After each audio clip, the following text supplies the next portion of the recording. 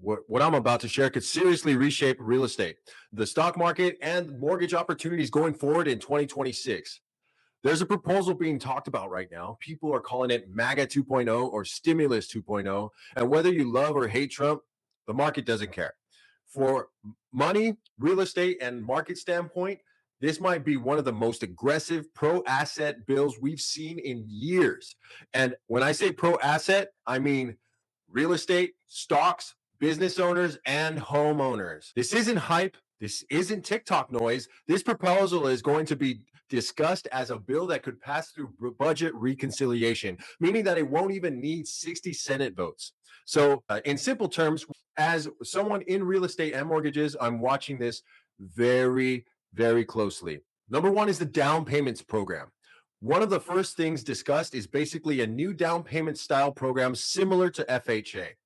The idea is to make it easier for buyers to get into homes with zero to low down payment while still keeping the ability to repay rules in place. Down payment really doesn't matter as much if they can repay the loan. So, in the government's eyes, they can insure this property and do a limited down payment or no down payment for these loans, so that way they could provide an easier pathway to housing for FHA like borrowers. The Federal Housing Administration already does 3.5% low down payment terms. This would probably effectively bring it to zero. The translation is more buyers qualify, more transaction, more demand for housing.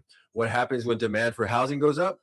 Prices rise. So anyone who owns a home or who's investing in homes or who owns homes are going to see value increase. And whether you like it or not, almost always supports higher home values. Number two, mortgage portability. This is huge.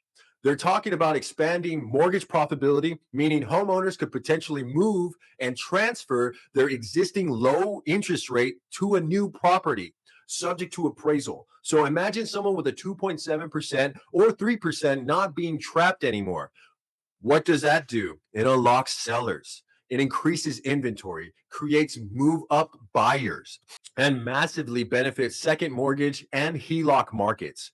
From a mortgage perspective, this is a game changer.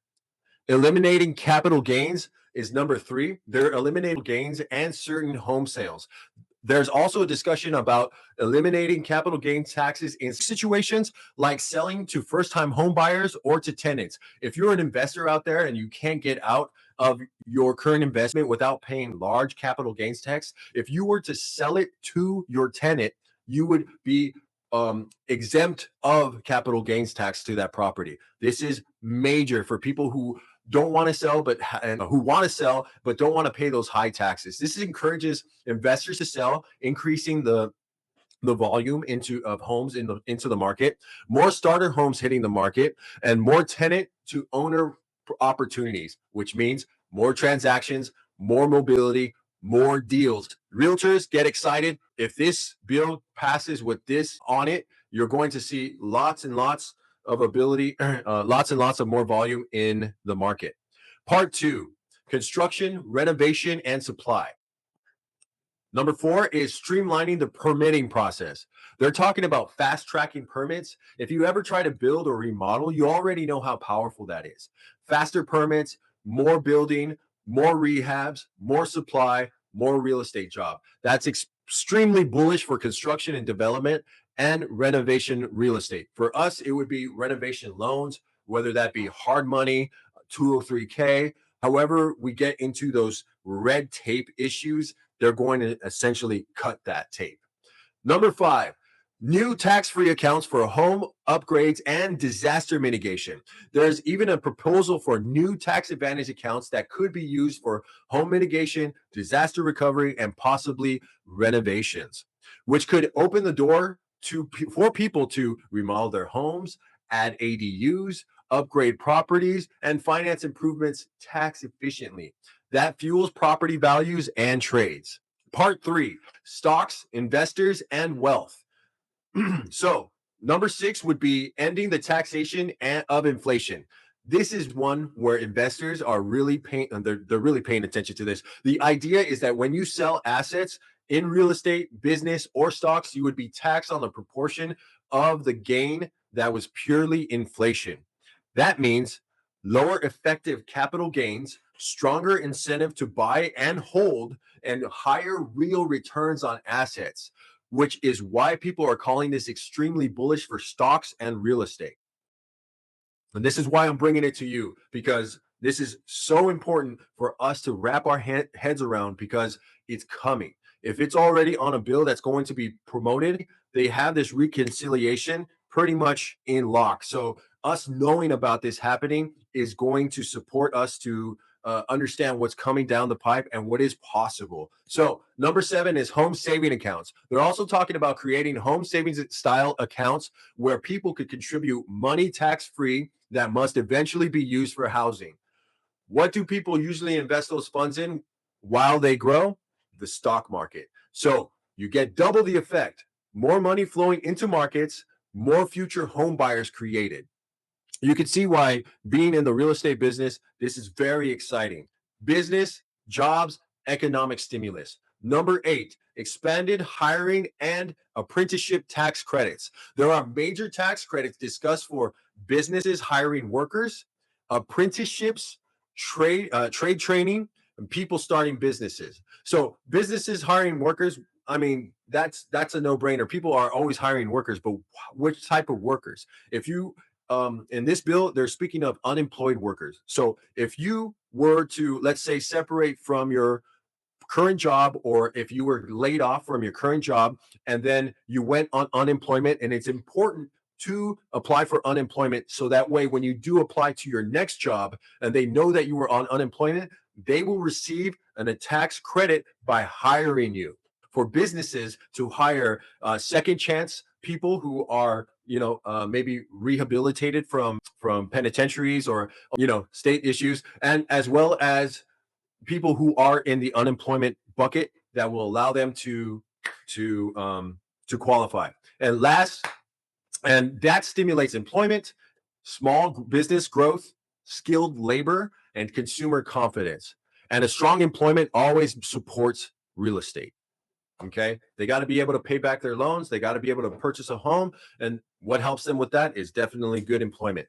Number 9, work opportunity tax credit expansion. This would incentivize hiring across multiple demographics, including people coming off of employment or entering into the workforce. More people working, more qualified buyers. I know I went into that a little just earlier, but I got a little ahead of myself. Okay. Number 10, estate tax repeal. They're talking about repealing the federal estate tax, which heavily impacts high net worth families and generational wealth planning. Whether you agree or not, that type of policy is extremely pro asset and pro investment.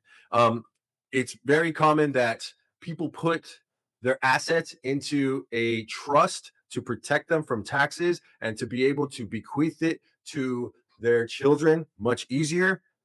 This is getting rid of that, essentially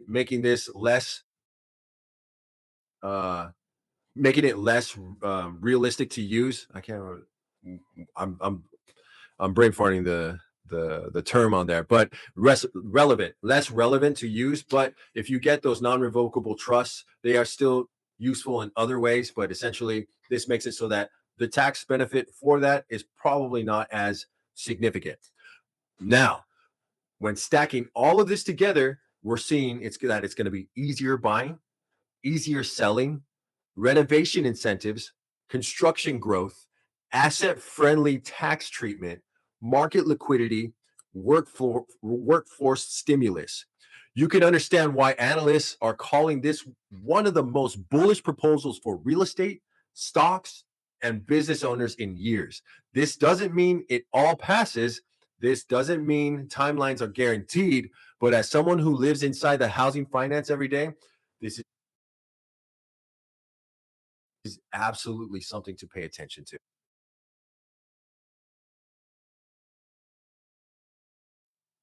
Rates, don't just watch the head money flow, watch incentives, because incentives shape the markets. If you're a homeowner, investor, realtor, or trying to buy or trying to position yourself into the right for the next cycle, this kind of information matters.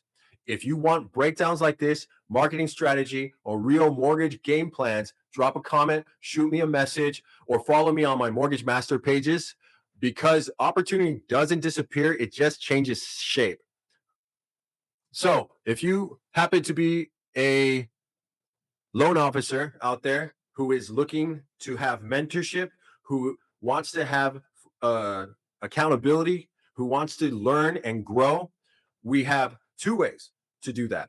You can either join my brokerage if you have your LO license and your DRE California real estate license, or if you want to keep your current brokerage and work there, you can always join me at school. This is my this is my school over here, the Mortgage Master, and we are looking to build as many mortgage masters out there. Have people join my brokerage as much as much as we can, because there's a new real estate cycle coming, and I want you to be prepared for it. I want you to grow in 2026. If you don't have any hooks in the ocean, when the fish come, you're not going to pull any fish, right? So we're going to put as many hooks as possible out there. We're going live on Facebook, Instagram, TikTok, Twitch, whatever, and also cross posting all over the internet. So that way we can get as many hooks out there to support our LOs, to support our realtors to grow in 2026 and make this a year that we could have never dreamed of.